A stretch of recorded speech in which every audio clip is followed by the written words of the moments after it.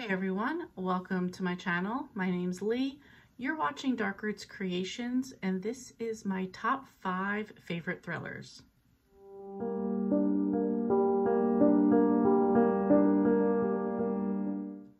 I first want to say this was really hard. I went through all of my top 5-star rating, and I had a bunch of them on this list. So I kind of narrowed down to my top 5 in this. And then I wanted to do an honorable mention. And the reason I'm doing the honorable mention is because most of the time thrillers are standalones, but I did find a trilogy that I really enjoyed that I would put on here as well. I really can't pick the thrillers in order. I'm just going to say these are my top 5. So let's go from here. Okay, the first one I'm going to talk about is probably what everybody would think is my number 1. And I'm not saying it's not. It's just the first one that I'm going to talk about. I absolutely recommend this book for thrillers, hands down, all the time. I'm sure it's not a surprise that this is going to be The Last Mrs Parish by Liv Constantine. And it says, Amber Patterson is fed up. She's tired of being a nobody, a plain, invisible woman who blends into the background. She deserves more, a life of money and power, like one of the blonde-haired, blue-eyed goddesses Daphne Parish takes for granted. To everyone in the exclusive town of Bishop Harbor, Connecticut, Daphne, a socialite and philanthropist, and her real estate mogul husband Jackson are a couple straight out of a fairy tale. Amber's envy could eat her alive, if she didn't have a plan. Amber uses Daphne's compassion and caring to insinuate herself into the family's life. The first step is a meticulous scheme to undermine her. Before long, Amber is Daphne's closest confidant, traveling to Europe with the Parishes and their lovely young daughters and growing closer to Jackson. But a skeleton from her past may undermine everything that Amber has worked toward, and if discovered, her well-laid plan may fall to pieces. I feel like that just touches the surface of this book. The twists in this one were so good. I gave all of these 5 stars, but I also just want to say I read this one in 2017. I feel like it's important to note that because as I was starting at the beginning, when I did look back at my Goodreads, I started looking at the 5 stars started in 2016. So something that maybe I started reading in the beginning and thought was so amazing, as I read more and more, maybe if I read it for the first time now wouldn't think it's that great. But for Last Mrs Parish, I still hold this one in high regard, and like I said, always recommend it. Next is The Ghostwriter by Alessandra Torre. I read this one in 2017. 4 years ago, I lied. I stood in front of the police, my friends and family, and made up a story, my best one yet, and all of them believed me. I wasn't surprised. Telling stories is what made me famous. 15 bestsellers, millions of fans, fame and fortune. Now I have one last story to write, with a jaw-dropping twist that will leave them stunned and gasping for breath.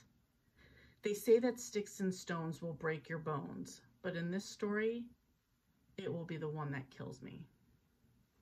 It also says, this book is not a romance. It's a contemporary fiction, but a very suspenseful in nature. It is about a famous romance author and a dark secret that she keeps. That again, just touches the tip of the iceberg. Some of this might have been a little or a lot predictable, but the story is so well written that even when I knew things were going to happen, I actually found myself crying at 1 or 2 parts where I was just so well written. I really love this book. 5 stars. I mean, that's again all of them, and yeah, recommend it. So the next one that I read was actually the first 5-star thriller that I have on my list that I read back in 2016, and this is Behind Closed Doors by B.A. Paris. Everyone knows a couple like Jack and Grace. He has looks and wealth. She has charm and elegance. He's a dedicated attorney who has never lost a case.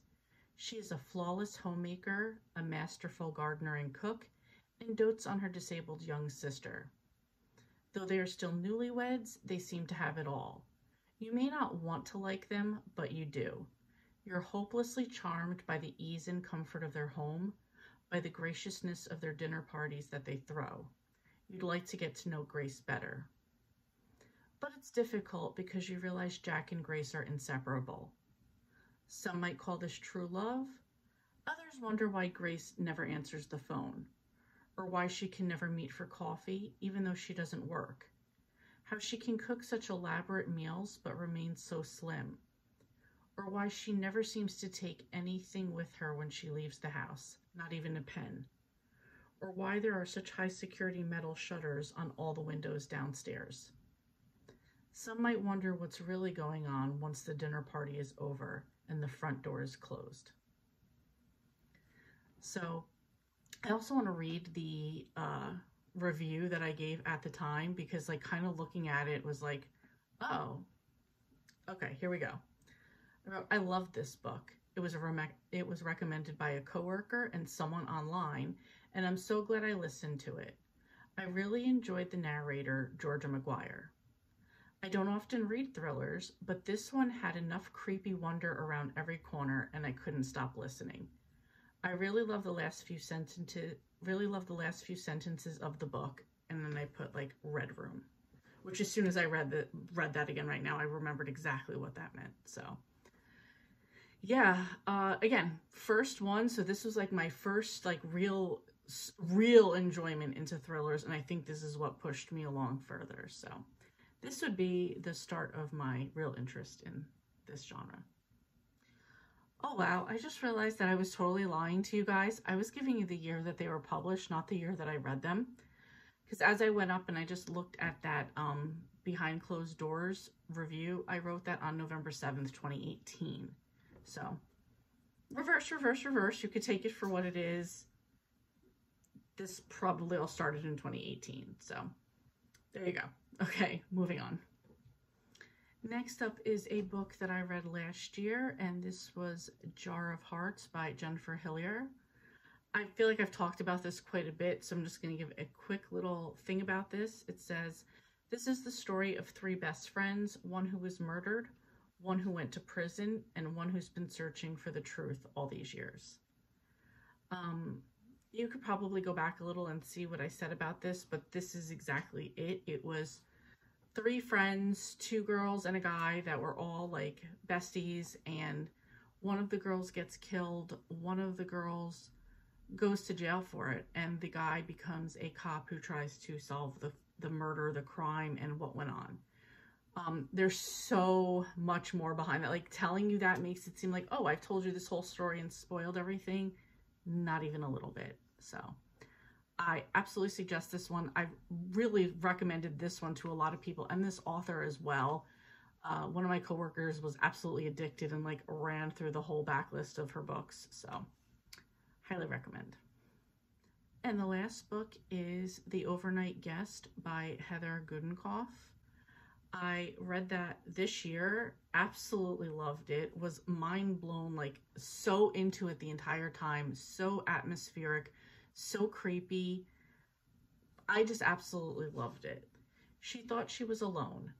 True crime writer Wiley Lark doesn't mind being snowed in at the isolated farmhouse where she's retreated to write her new book. A cozy fire, complete silence. It would be perfect if not for the fact that decades earlier, at this very house, two people were murdered in cold blood and a girl disappeared without a trace.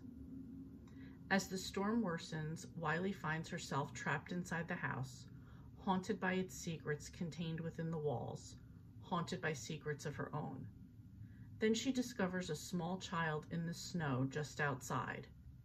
After bringing the child inside for warmth and safety, she begins to search for answers.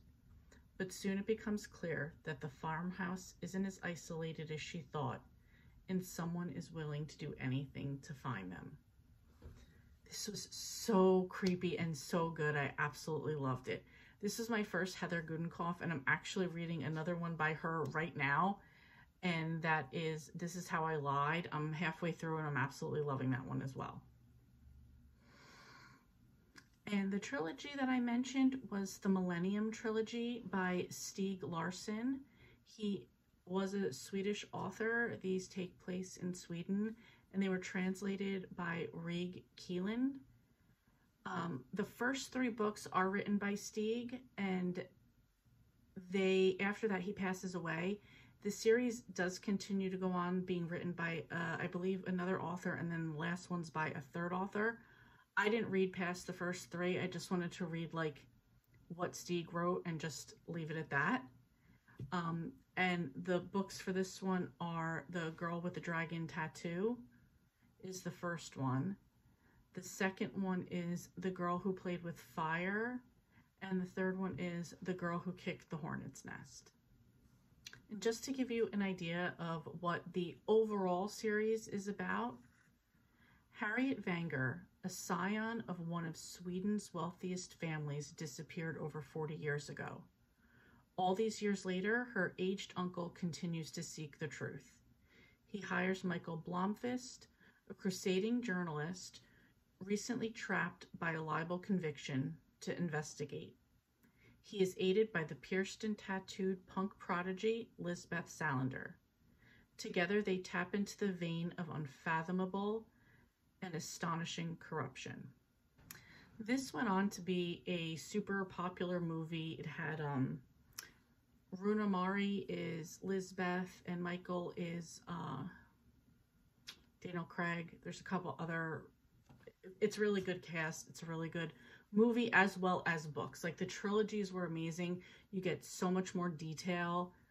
I absolutely loved it. So it was funny because my husband decided years ago that like he was going to buy me some books. He thought this would be a good trilogy. He bought it. It took me forever to start reading it, but once I did, I just like got through them and absolutely loved it. So if you want more of like a thriller, suspense, mystery that's not just a standalone, I would recommend these because you get a lot more out as the stories progress.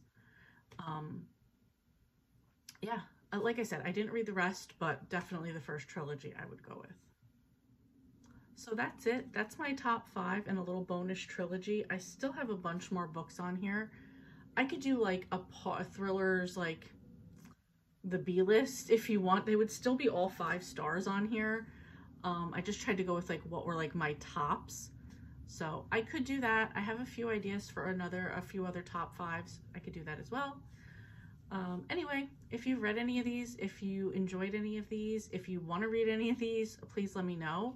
And also, please let me know like your top 3 list of favorite thrillers, if that's a genre you're into, because I'm always on the lookout for more books. Thank you so much for watching, and I will see you next time.